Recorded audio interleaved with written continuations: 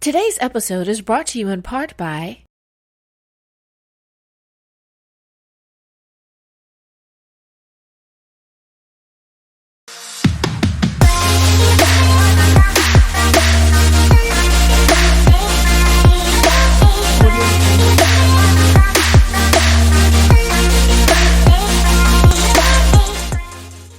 Hello, everyone, and thank you so much for joining me for Daily Spark TV.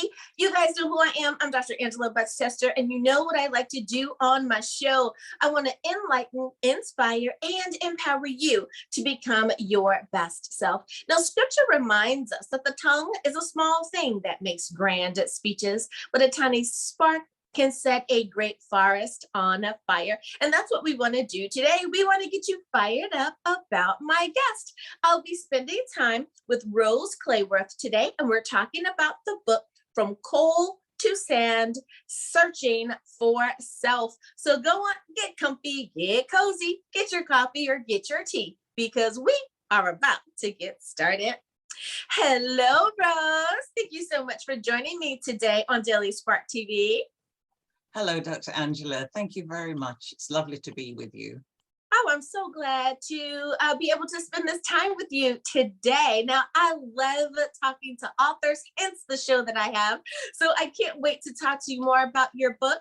But we have a little bit of a tradition here. We always give our guests an opportunity to introduce themselves, because there may be some folks out there unfamiliar with you or your work. So first question to you is, tell us a little bit about yourself. Well, I'm here in New Zealand. I came here to my last appointment. My academic life has been very busy. Those of you who are good at accents may recognize the fact that I'm not a born Kiwi. I'm from the UK, and this is the other side of the world from where I was born. So it's a little bit of a surprise to some people that I came here to die, but to die happily after retirement. In other words, I am a Kiwi now, but by choice.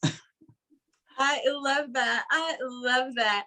And, you know, I love how no matter where we are in the world, we are able to connect with one another and share all of these stories. And we're finding that we're kind of closer as global neighbors sometimes than we are to some folks in our own community. So I love that you're bringing all of that into our time today. I love it. I love it. Now, being an author, is that something that you've always wanted to do, or did you find that life presented this opportunity? I think I have always wanted to write. I've been a reading, writing teacher, as well as speaking, listening teacher for ESOL students, that is, students who are studying English as a second language, or English to speakers of other languages, as it's now called in the profession. But even from the age of 6, I started writing stories. And in retrospect, my first story was about Alibaba and the 40 Thieves. And I made an error, which of course now I should blush, but actually I smile at it, when I said that the thieves got into Aladdin's cave by using gelatine rather than gelignite. And of course, as a teacher, one's always busy. So writing novels was on my bucket list. And I'm happy to say I've made it so far. I'm lucky in that I've had the time and the good health to do it. Absolutely. I'm so glad that you have. And I love asking that question, because you never know what an author is going to say. I've gotten answers from, oh my goodness, I've wanted to write since I could pick up a pen, all the way to, oh goodness, no, Dr. Angela, like God made me write this book. So I love, and every answer in between. So I love that. Now let me ask you about the title, From Coal to Sand, Searching for Self. I like the title. How did that come about? Well, I was born in a small coal mining village in the UK, in England actually. And coal, of course, was the fuel for our fires. Nowadays, coal, of course, has got a bad reputation, and I'm not sure how long the colliery wheel, which is the frontispiece of my book, the front cover, will exist. They're now seen as rather archaic things, and you can't often see a colliery wheel, which used to lower the miners down into the mines. But as a child, I realized the limitations of my small village, and I was fortunate enough to get a really good education. As my family was poor, I was able to get funded for university education. I think I was probably the first girl in my village to go to university. So I moved from coal. By the end of the book, I'm faced with a decision, which is whether to marry and go to the Middle East, which is where the sand comes in. First met on my honeymoon, because I did, after taking 6 months, decide to go to sand. I must say, though, that the coal and the sand both leave traces on your windowsills. You still have to do quite a lot of cleaning of the house. But Searching for Self, the subtitle, was the real reason for my describing this geographic journey. As I said earlier, I came here to retire, and I found myself in May each year suffering from a sort of seasonal depression. It's an important time in New Zealand, the 1st of May, because it's when people, usually men, but some women, go duck hunting. Now, as a vegetarian and an animal lover, the sound of the guns at dawn is quite depressing. But of course, this is cultural. This is what people do. The ducks need culling, they say. And I think people do eat them. They must be pretty tough, though. Some of the ducks I've seen look pretty, but I don't guess they taste that good. So it was also the anniversary annually of my mum's death. She had passed away in the UK, and I had not been able to get back to her deathbed because she died from septicemia, and it took hold of her very quickly, and I couldn't leave my job. As I say, in academia, you can't just walk out when you've got examinations to handle. And I was the manager for English language in a large technical institution with 16,000 students. So it was also the anniversary of my brother's birthday, which is not an anniversary, but in some languages, birthday is anniversary, isn't it? So, and this brother, my baby brother, as I call him, had left the family some years before, and we were not in touch anymore. So it was a time of great sadness, and I felt I needed to explore what had happened to me. Why was I feeling this depression? Was it simply something that would pass? Or were there deeper reasons behind it? So Searching for Self, having completed my academic career, I felt I could take time to introspect, and maybe my journey would be interesting to others, and maybe people would recognize certain aspects of my story, starting with my early childhood up to this decision to marry. Is that okay? Have I answered enough? Probably too long. I do. No, I love your answer, because I think that it makes it such a well-rounded story. There are still coal mines here in the States. People are still sharing the stories of being a coal miner's daughter or son and what life is like. Like you said, in kind of that rural or small town or village, and then moving someplace else. Usually it's that child that goes on, like you said, to university, and they stay in the larger or more metropolitan area, and just their version of from coal to concrete or sand or nature, or wherever it is that they end up being. I think that a lot of people will be able to understand the story that you're sharing there. So I know I went from one coast to the other coast, from the East Coast to the West Coast, from one ocean to another ocean, and it was definitely different, you know. So I'm sure people will understand that. Now, as far as the ideal reader is concerned, I usually ask the question this way: is the book appropriate for someone as young as high school? Or would you say perhaps college age and older, do they need a little bit more life experience to be able to understand some of the stories? Yes, I think actually probably college age is better. Here and in the UK and here, students can reach the age of 18 while still in secondary school, as we call it. And at that age, I think young people today are making partner decisions much earlier than in my day. Certainly, a lot of the young women I've met, you know, I didn't get married until I was really nearly in my 30s.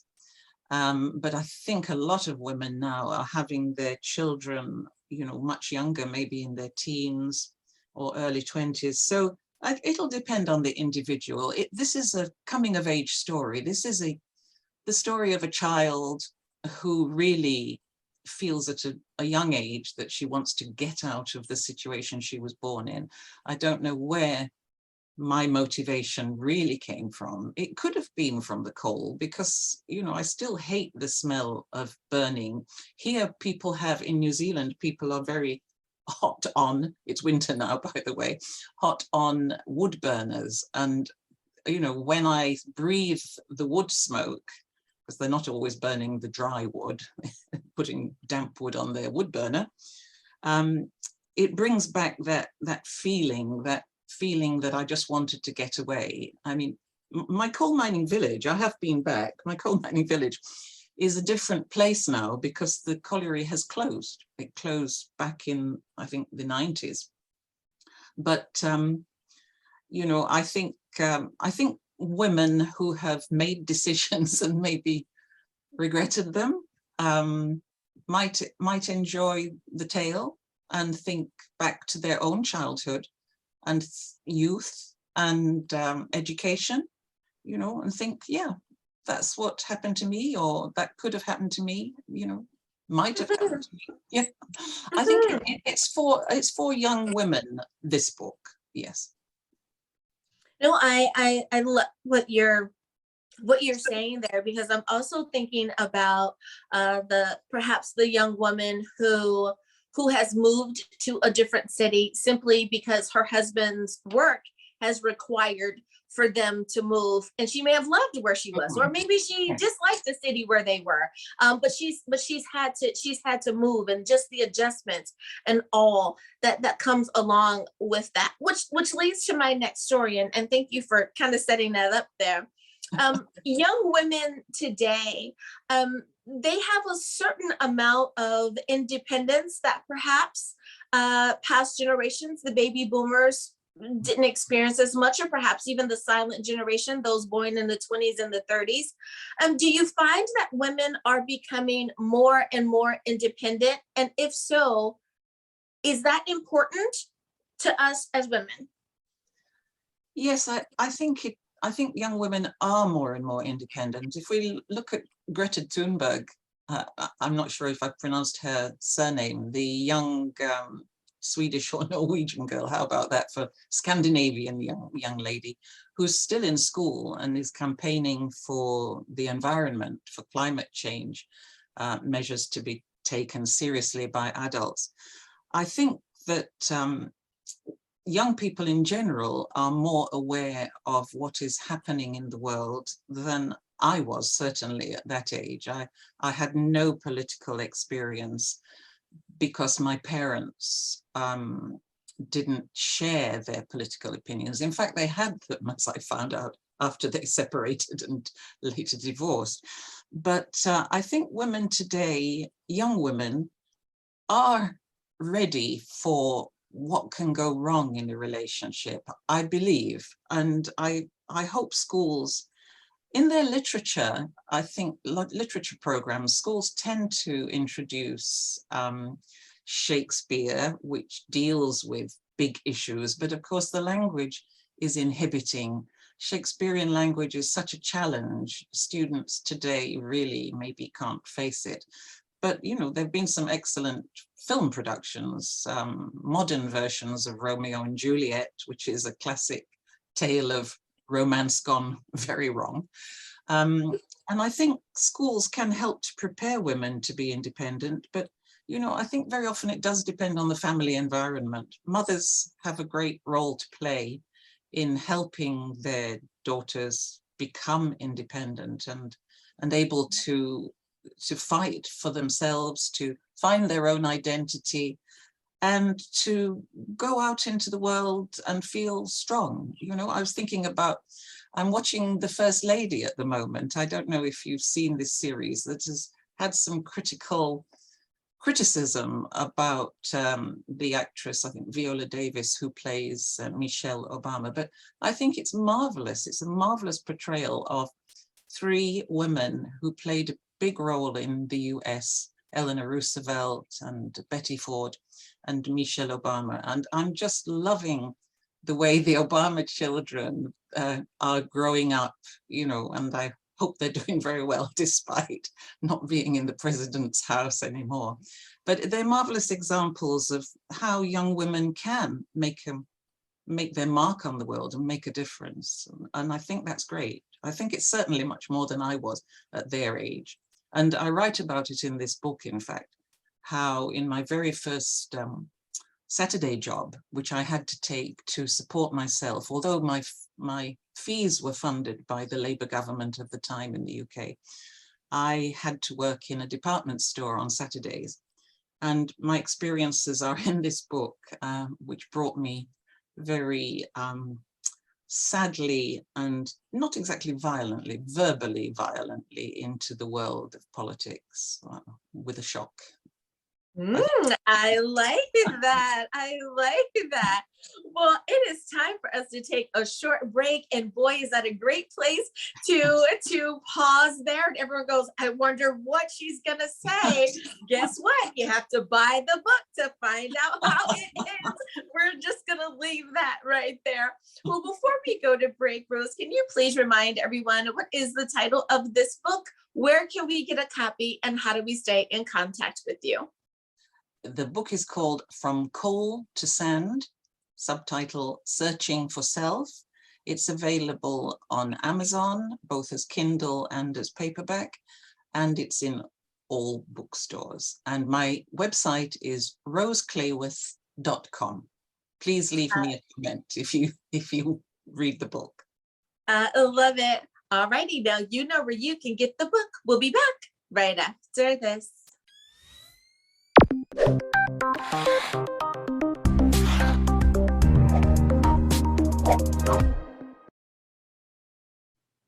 And we are back. Thank you so much for joining me here on Daily Spark TV.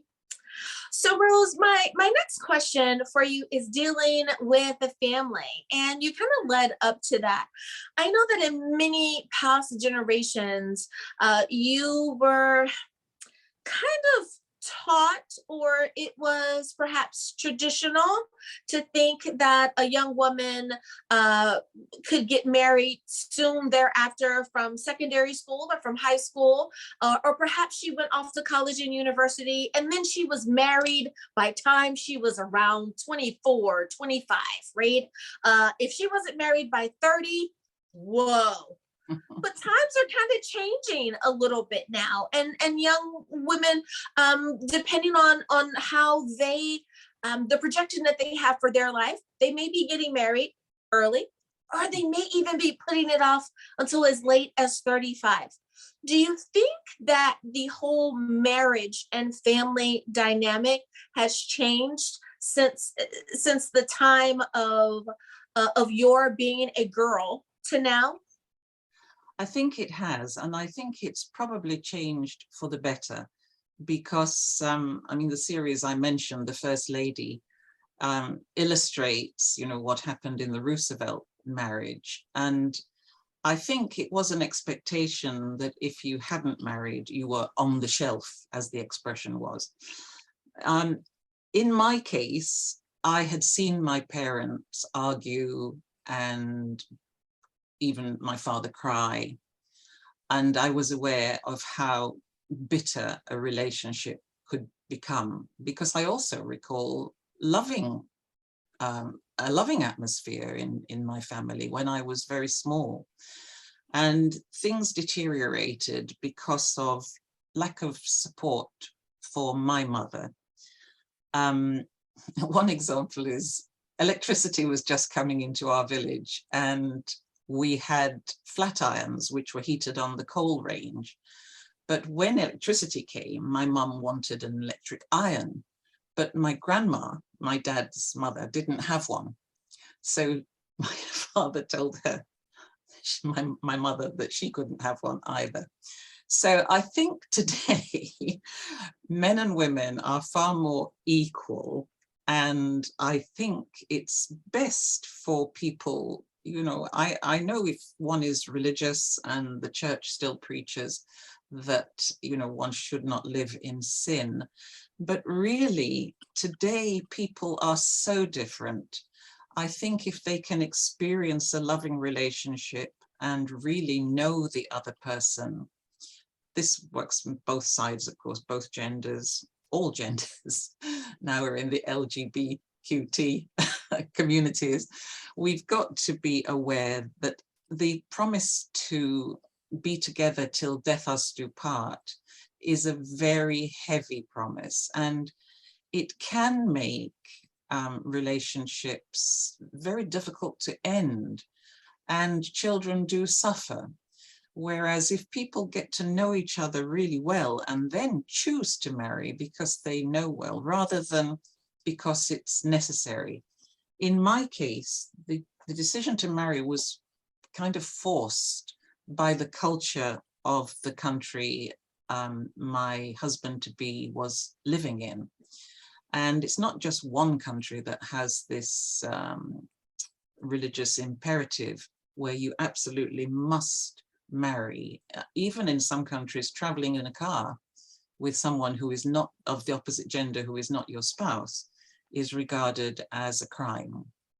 And although some of the Middle Eastern countries have become tourist destinations nowadays, I think some people are not fully aware that their whole behavior has to change and they cannot live as freely as they did. Now, I've strayed a little bit from the marriage topic, but I think for children, two parents are very helpful, because bringing children up can be very wearing. I've not had the joy of that experience, but I also haven't had the pain of that experience. And I do witness it amongst my neighbors, who most of whom have young children at the moment. So I think a marriage that is sound, solid, with support from one to the other can be perfect. Absolutely perfect. But those promises, you know, in sickness and in health are great, but the word obey disappeared from the marriage promises in the UK. I don't know if it's still there in Christian marriages in the USA, but that was one of the bones of contention in my own marriage. But that's not in this book. This book leads up to the marriage. My second book deals with the marriage. And you know, that is quite an interesting aspect. I have officiated quite a few weddings, and that is a concern, especially for my younger couples, when I ask, is there anything that you would like to include, anything you would like to exclude? And it tends to be, they say, what's that marriage vow thing again? And it's like, are you talking about the obey part? And I find that you're right, that the younger generation does not wish to say that. A little older couples, a little more mature, they have no qualms about it. They have their own understanding of what that means, and how that kind of is a salute to each other in their own understanding, where perhaps the younger couples, by not saying it, it is a salute to each other. So that is very true. There is that difference there.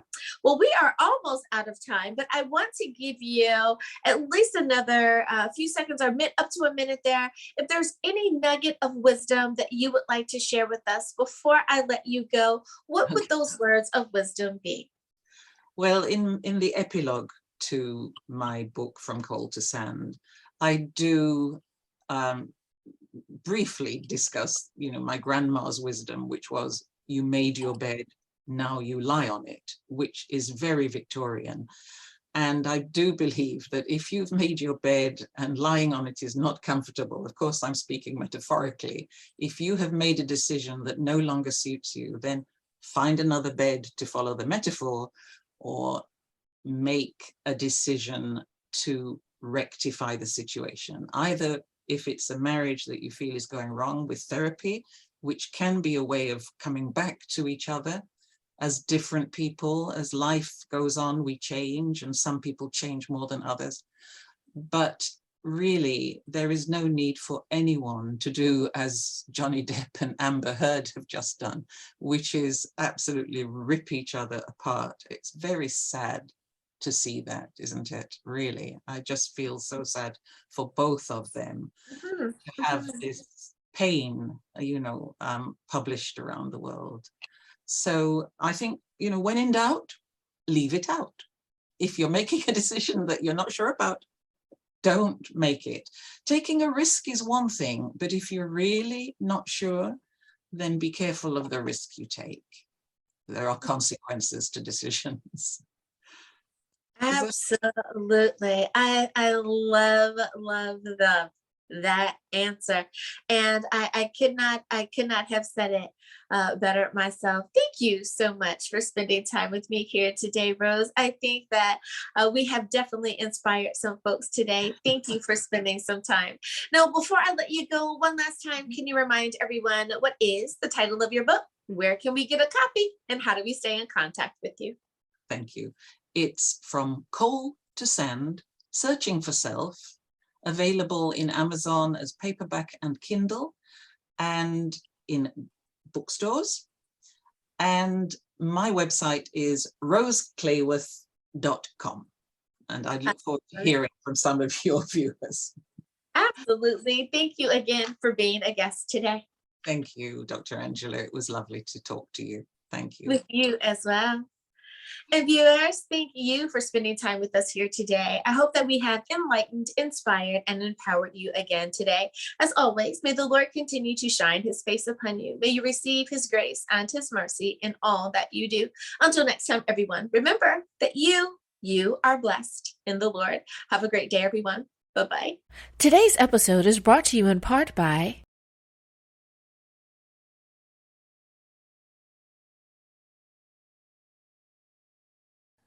Welcome to Daily Spark TV. Are you an author with a faith-based book? Be a guest. Serious about your product or service and want to try something new? Sponsor an episode. I see you're ready to get started. So visit drangela.chester.com. Thanks again for watching Daily Spark TV.